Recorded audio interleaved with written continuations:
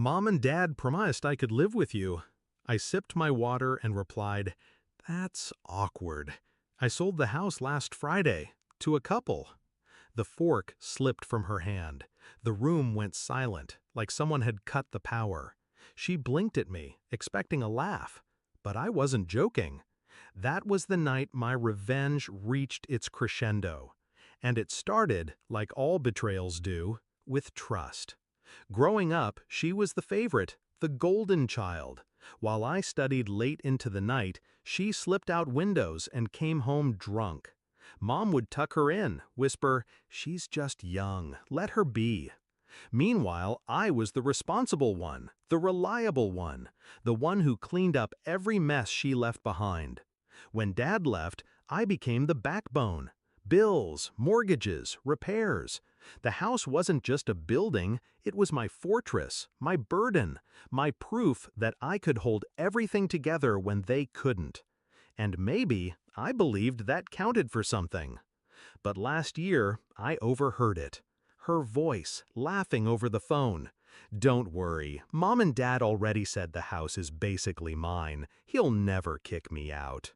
My house, the one I'd sacrificed everything to keep, reduced to a casual promise they made behind my back like I was some tenant overstaying my welcome.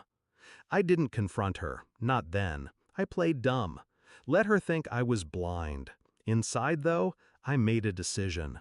If they thought I'd roll over, they'd choke on their mistake. I started small, stopped fixing her car when she forgot oil changes, stopped covering late bills she swore she'd pay. Let her feel the edges of reality without my cushion. Meanwhile, I planned, because revenge, when done right, is quiet, slow, surgical. The deed to the house was in my name alone. Years of paperwork and sacrifice had secured that. I didn't brag about it. I let them believe what they wanted. And while she decorated her bedroom like it was permanent, I was already drafting contracts. The buyers came quick, a young couple, wide-eyed, excited, ready to build a future. They offered cash. I accepted. One signature, and the walls that held a lifetime of our family's lies were no longer mine to maintain.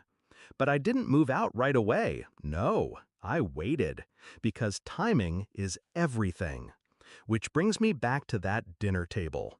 She sat across from me, smug, swirling her wine like a queen waiting for her throne. Then she said it, casual, entitled, "Mom and Dad promised I could live with you." I took a slow sip of water, cool, measured. Then I set the glass down and dropped the knife.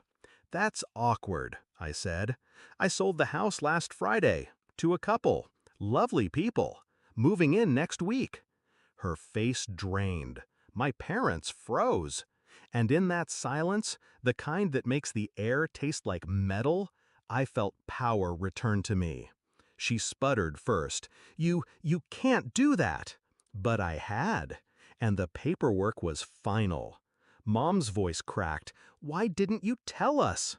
I met her eyes, calm, cold, because it wasn't our house, it was mine, always was.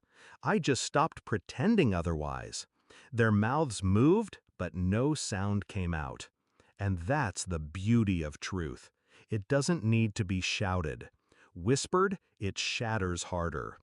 The fallout was immediate. My sister had no plan, no backup. She'd built her future on the illusion that I'd keep carrying her. My parents had banked on me being predictable. They were wrong. The buyers moved in 2 weeks later. I handed over the keys, walked out with my head high, and left them standing in the driveway, bags half packed, arguments spilling into the street. In my new apartment, the silence was different. Not heavy, not burdened. It was mine. They called, of course. Voicemails ranged from pleading to furious. "You betrayed your family." Funny, I thought. That's exactly what they did to me. Here's what they never understood. I wasn't addicted to being needed. I was addicted to being respected. And when they stripped me of that, I stripped them of the foundation they stood on. That night at the dinner table was more than revenge. It was a declaration. I'd spent years swallowing bitterness, waiting for validation. But when I sold that house, I realized something. I didn't need their approval. I only needed my freedom. And the look on their faces as they realized the ground beneath them was gone, that was the sweetest freedom of all. They thought the house would bind me to them forever. Instead, it became the blade I used to cut myself free. And I have no regrets.